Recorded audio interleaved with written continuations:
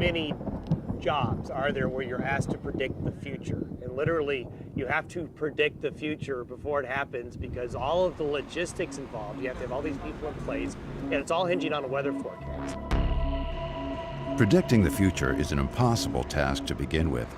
But when it comes to dead-on weather predictions for balloon launches, Don Day is the man.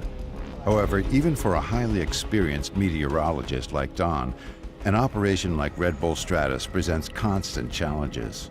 You can imagine the volume of atmosphere from the ground to 120,000 feet.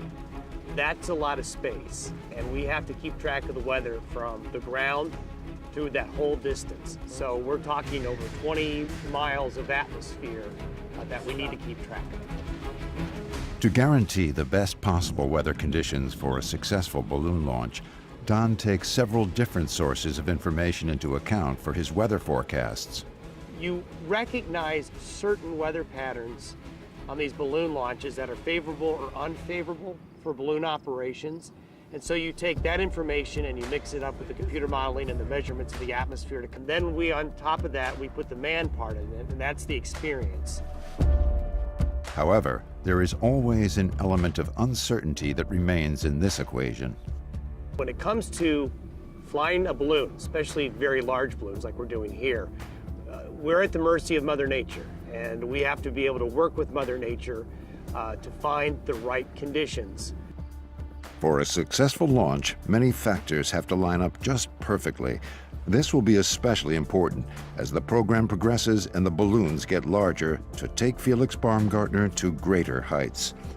Wind is the #1 weather element that can affect us. If the wind direction changes 20 degrees while that balloon is launched, it can cause tremendous amounts of stress on the balloon and cause it to rip. So we also have to be looking out for clouds. We cannot be flying through clouds. We don't want to pick up moisture flying through clouds. We can handle some cloudiness, but not a lot of it. And also it depends on time of year. There are certain times of year when the wind conditions on the ground and aloft are the best for this type of flight. As part of the flight test program, there have been several balloon launches conducted on Red Bull Stratos.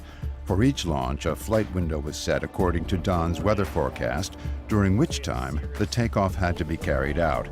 Felix Baumgartner's final jump is scheduled to take place now in October 2012. And then we're ready to go.